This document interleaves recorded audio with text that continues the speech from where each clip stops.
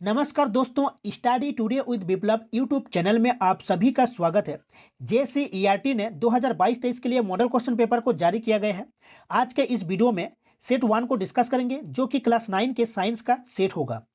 तो model question paper exam point of view से काफ़ी ज़्यादा इंपॉर्टेंट होता है, क्योंकि मॉडल क्वेश्चन पेपर से ही क्वेश्चन पूछा जाता है और इस बार के एग्जाम में मॉडल क्वेश्चन पेपर से ही क्वेश्चन पूछा जाएगा, इसलिए बहुत ही महत्वपूर्ण होगा। वीडियो को अंत तक देखिएगा। इस वीडियो में क्लास 9 के साइंस के सेट 1 को डिस्कस करेंगे। यहाँ पर आपको टोटल 40 क्वेश्चन देखने को मिलेगा और पूर्णांक मिलेगा 40। समय मिलेगा 1 घंटा 30 मिनट। तो चलिए वीडियो को शुरू करते हैं।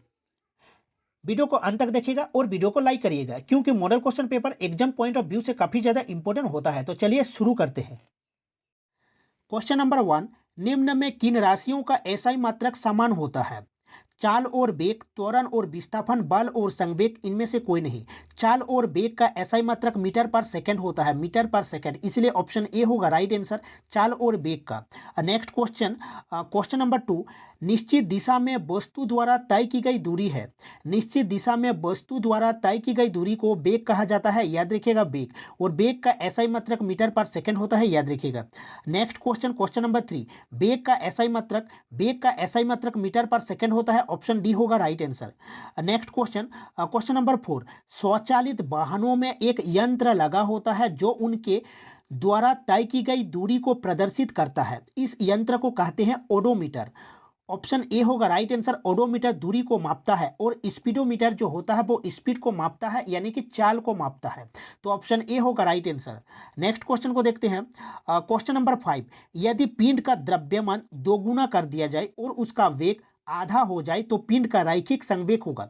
संवेग बराबर होता है एम भी, एम अर्थात एम और भी होता है, द्रव्यमान इंटू वेग होता है। तो याद रखिएगा एम को अगर दोगुनी कर दिया जाए और वेग को अगर आधा कर दिया जाए तो 2 से 2 कट जाएगा, अर्थात वही रहेगा इसका राइट आंसर, ऑप्शन हो जाएगा बी, वही रहेगा, एम भी रहेगा।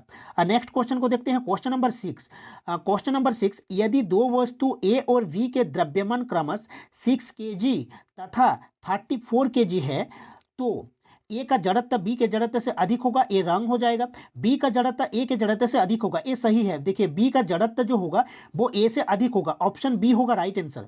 नेक्स्ट क्वेश्चन को देखते हैं। क्वेश्चन नंबर 7, न्यूटन गति के किस नियम को जड़त्व का नियम भी कहा जाता है? न्यूटन गति के प्रथम नियम को, न्यूटन का गति का प्रथम नियम को जड़त्व का नियम भी कहा जाता है, ऑप्शन ए होगा राइट आंसर।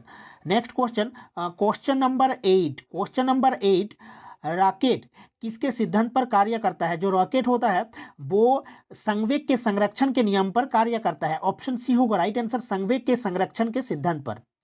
नेक्स्ट क्वेश्चन को देखते हैं।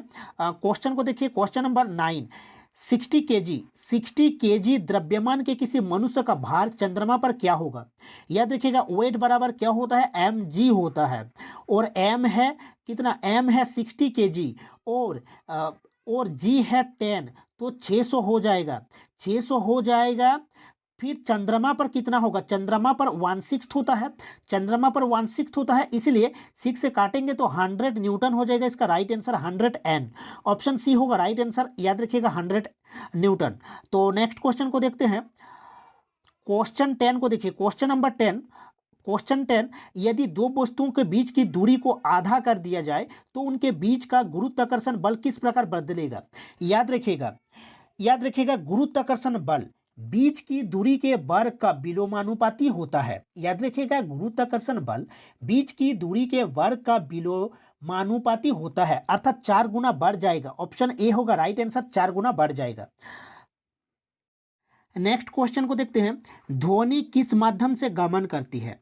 ठोस, तरल, गैस, उपरोक्त सभी। इसका राइट आंसर होगा उपरोक्त सभी, अर्थात ध्वनि ठोस में, तरल में, गैस में, तीनों में गमन करती है। और याद रखना, जो साउंड, जो ध्वनि की स्पीड होता है वो सॉलिड में सबसे ज़्यादा होता है, अर्थात ठोस में सबसे ज़्यादा होता है, फिर लिक्विड अर्थात तरल में होता है, फिर गैस में होता है, इसको याद रखिएगा। नेक्स्ट क्वेश्चन को देखते हैं। क्वेश्चन नंबर 12, वायु में ध्वनि तरंगे निम्न में से किसका उदाहरण है? तो याद रखना अनुदैर्ध्य तरंग, ऑप्शन ए होगा राइट आंसर। नेक्स्ट क्वेश्चन को देखते हैं। क्वेश्चन नंबर 13, मानव श्रवण की श्रव्य परास की ऊपरी आवृत्ति सीमा लगभग होती है? याद रखिएगा 20 हर्ट्ज से 20,000 अर्थात 20,000 हर्ट्ज होता है। ठीक है, मानव श्रवण की श्रव्य परस। तो 20,000 हर्ट्ज को हम लिख सकते हैं 20 इंटू 1,000, और 1,000 होता है किलो हर्ट्ज होता है, तो 20 किलो हर्ट्ज हो जाएगा। इसका राइट आंसर ऑप्शन ए होगा राइट आंसर, 20 किलो हर्ट्ज हो जाएगा इसका राइट आंसर। नेक्स्ट क्वेश्चन को देखते हैं, क्वेश्चन नंबर 14। दो विभिन्न पदार्थों के कोनों का स्वतः मिलना क्या कहलाता है? तो इसका राइट आंसर होगा विसरण, ऑप्शन बी होगा राइट आंसर। नेक्स्ट क्वेश्चन को देखते हैं, क्वेश्चन नंबर 15। क्वेश्चन नंबर 15 है बर्फ का गलनांक कितना होता है? याद रखिएगा 273.16 केल्विन होता है। तो ऑप्शन हो जाएगा C right answer, option number C होगा राइट आंसर। नेक्स्ट क्वेश्चन को देखते हैं, क्वेश्चन नंबर 16। निम्नलिखित में से किसे सबसे अधिक संपीड़ित किया जा सकता है? याद रखना हाइड्रोजन गैस होगा इसका right answer, hydrogen gas.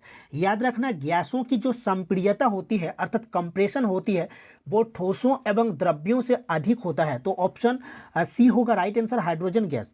Next question को देखते हैं, क्वेश्चन नंबर 17। क्वेश्चन नंबर 17, निम्नलिखित में से कौन यौगिक का उदाहरण है? तो लोहा, पीतल, जल, तांबा। जल अर्थात H2O होता है, अर्थात हाइड्रोजन प्लस ऑक्सीजन। याद रखिएगा दो या दो से अधिक तत्व मिलकर यौगिक बनाते हैं, तो इसका राइट आंसर हो जाएगा जल, ऑप्शन सी होगा राइट आंसर। याद रखना NaCl को भी, अर्थात सोडियम क्लोराइड को भी, अर्थात नमक को।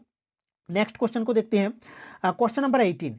क्वेश्चन नंबर 18, पीतल किस किस धातु का मिश्रण है? याद रखना जिंक और कॉपर का मिश्रण होता है पीतल, जिंक और कॉपर का। नेक्स्ट क्वेश्चन को देखते हैं, अर्थात ऑप्शन ए होगा राइट आंसर, जिंक और copper. Next question, question number 19। निम्नलिखित में से कौन रासायनिक परिवर्तन का उदाहरण है? तो नोट कर लीजिएगा रासायनिक परिवर्तन को, पौधों की वृद्धि, लोहे में जंग लगना, खाना पकाना, भोजन का पाचन, मोमबत्ती का जलना। तो याद रखिएगा भोजन का पचना, ए ऑप्शन बी होगा राइट आंसर। क्वेश्चन नंबर 19 का राइट आंसर होगा भोजन का पचना। नेक्स्ट क्वेश्चन को देखते हैं, question number 20। Question number 20, sodium oxide का सूत्र निम्नलिखित में से कौन है? सोडियम ऑक्साइड Na2O होता है, Na2O, अर्थात ऑप्शन बी होगा राइट आंसर। नेक्स्ट क्वेश्चन, 36 ग्राम जल में जल के कितने मोल मौजूद है? तो याद रखना जो H2O का मोला द्रव्यमान होता है अर्थात जल का जो मोला द्रव्यमान होता है वो होता है 2 × 1 + 16 अर्थात 2 + 16 अर्थात 18 ग्राम होता है मोला द्रव्यमान। तो हमें मोल की संख्या निकालना है, अर्थात n बराबर होता है द्रव्यमान 36 ग्राम बटे मोला द्रव्यमान अर्थात जो कि 18 ग्राम है, तो बराबर 2 हो जाएगा, बराबर 2 हो जाएगा, मोलों की संख्या 2 हो जाएगा, ऑप्शन बी होगा राइट आंसर। नेक्स्ट क्वेश्चन को देखते हैं, question number 22। Question number 22, C2H2 मोला द्रव्यमान क्या होगा? अर्थात 2 × 12 + 2 × 1 बराबर हो जाएगा 24 + 2 बराबर 26 होगा राइट आंसर, ऑप्शन बी होगा राइट आंसर। नेक्स्ट क्वेश्चन को देखते हैं, इलेक्ट्रॉन की खोज किसने की? इलेक्ट्रॉन की खोज किसने की? थॉमसन ने, जे थॉमसन, ऑप्शन बी होगा राइट आंसर। नेक्स्ट क्वेश्चन को देखते हैं, नेक्स्ट क्वेश्चन देखिए 24। एक तत्व में 11 इलेक्ट्रॉन है तथा 12 न्यूट्रॉन है, उस तत्व का परमाणु संख्या क्या होगा? याद रखिएगा परमाणु संख्या बराबर होता है, परमाणु संख्या बराबर होता है प्रोटॉनों की संख्या के बराबर। तो 11 इलेक्ट्रॉन है, 11 इलेक्ट्रॉन है तो प्रोटॉन 11 हो जाएगा, तो प्रोटॉनों की संख्या बराबर परमाणु संख्या होता है, तो ऑप्शन ए होगा राइट आंसर। याद रखिएगा ऑप्शन ए होगा राइट आंसर। नेक्स्ट क्वेश्चन को देखते हैं, क्वेश्चन नंबर 25। क्वेश्चन नंबर 25, किसी तत्व के समान समस्थानिकों में निम्नलिखित में से कौन सा और परमाणु का समान नहीं होंगे? तो न्यूट्रॉन होगा right answer, option C. Next question को देखते हैं, क्वेश्चन नंबर 26। निम्नलिखित में कौन एक कोशिक जीव के उदाहरण है? गेहूं, चिड़िया, अमीबा, प्याज, ऑप्शन सी होगा right answer, amoeba.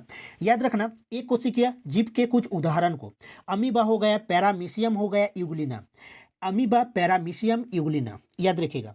Next question को देखते हैं, क्वेश्चन नंबर 27। लाइसोसोम का निर्माण कौन करता है? लाइसोसोम का निर्माण कौन करता है? तो गल्जी उपकरण हो जाएगा राइट आंसर, ऑप्शन सी। और याद रखिएगा लाइसोसोम को suicidal bag of the cell कहा जाता है, अर्थात कोशिका की आत्मघाती थैली कहा जाता है, suicidal bag of the cell. Lysosome को कहा जाता है। नेक्स्ट क्वेश्चन को देखते हैं, क्वेश्चन नंबर 28। क्वेश्चन नंबर 28, कोशिका झिल्ली के आर पार पदार्थों का आना जाना किस प्रक्रिया के द्वारा होता है? तो ऑप्शन बी होगा राइट आंसर, विसरण। ऑप्शन बी होगा राइट आंसर, विसरण। नेक्स्ट क्वेश्चन को देखते हैं, पौधे के शीर्ष पर कौन सा ऊतक पाया जाता है? विभज्योतक। ऑप्शन ए होगा राइट आंसर, विभज्योतक। क्वेश्चन नंबर 30 को देखिए, क्वेश्चन नंबर 30, रक्त के तरल आधात्री भाग को क्या कहते हैं? क्वेश्चन नंबर 30, तो प्लाज्मा कहा जाता है। ऑप्शन बी होगा right answer, plasma. Plasma, RBC, WBC, platelets plasma के भाग है, तो याद रखिएगा प्लाज्मा इसका राइट आंसर होगा। नेक्स्ट क्वेश्चन को देखते हैं।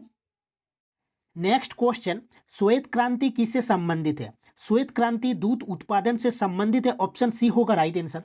नेक्स्ट क्वेश्चन को देखिए, निम्नलिखित में कौन रबी फसल का उदाहरण है? तो चना मटर ये सब रबी फसल के उदाहरण है, तो ऑप्शन डी होगा राइट आंसर, चना मटर गेहूं। नेक्स्ट क्वेश्चन को देखते हैं, जीवों के वर्गीकरण का सर्वाधिक मूलभूत लक्षण क्या हो सकता है? याद रखिएगा उसका कोशिका संरचना। ऑप्शन सी होगा राइट आंसर। जीवों के वर्गीकरण का सर्वाधिक मूलभूत जो लक्षण होता है वो होता है उसका कोशिका संरचना। नेक्स्ट क्वेश्चन को देखते हैं, क्वेश्चन नंबर 34, पादप वर्ग का उभयचर किसे कहते हैं?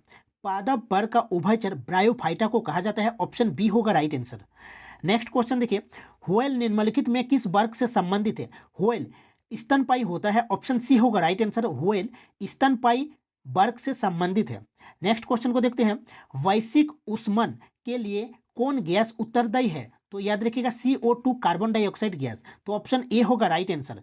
नेक्स्ट क्वेश्चन को देखते हैं, क्वेश्चन को देखिए, क्वेश्चन नंबर 38। क्वेश्चन नंबर 38, निम्नलिखित में कौन असंक्रामक रोग है? असंक्रामक रोग, खांसी, जुकाम, रतौंधी, हैजा, कालाजार, तो इसका राइट आंसर ऑप्शन बी होगा रतौंधी, अर्थात नाइट ब्लाइंडनेस। विटामिन ए की कमी से होता है नाइट ब्लाइंडनेस, रतौंधी। और विटामिन ए का जो केमिकल नेम है वो होता है रेटिनॉल, याद रखिएगा। तो रतौंधी इसका राइट आंसर होगा, ऑप्शन बी होगा राइट आंसर। नेक्स्ट क्वेश्चन को देखते हैं, क्वेश्चन नंबर 39, निम्नलिखित में कौन दीर्घकालिक रोग होगा? रोग होगा, तो निम्नलिखित में कौन दीर्घकालिक रोग के उदाहरण है? तो याद रखना जो मधुमेह होता है, जो डायबिटीज होता है, वो एक दीर्घकालिक रोग होता है। और दीर्घकालिक अर्थात जिसकी लंबी अवधि होता है, ठीक है, जीवन पर्यंत तक वो रोग रहता है, तो उसी को दीर्घकालिक रोग कहा जाता है। और याद रखना जो मधुमेह होता है, मधुमेह अर्थात ग्लूकोज की जो मात्रा होता है शरीर में वो बढ़ जाता है, अर्थात ब्लड शुगर जो होता है वो शरीर में बढ़ जाता है, जिसके कारण जो इंसुलिन होता है वो ढंग से काम नहीं कर पाता है, अर्थात इंसुलिन की जो मात्रा होता है वो कम होती जाती है, जिसके कारण मधुमेह बीमारी होता है। और इसका राइट आंसर हो जाएगा ऑप्शन डी, मधुमेह डायबिटीज। नेक्स्ट क्वेश्चन को देखते हैं, क्वेश्चन नंबर 40। क्वेश्चन नंबर 40 को देखिए, जीवाणु निम्नलिखित में से कौन वर्ग में आते हैं? जो बैक्टीरिया होता है वो मोनेरा वर्ग में आता है। ऑप्शन बी होगा राइट आंसर। तो ये था इंपोर्टेंट 40 क्वेश्चन जो कि आपको परीक्षा में देखने को मिलेगा। तो मिलते हैं नेक्स्ट वीडियो में। Thank you.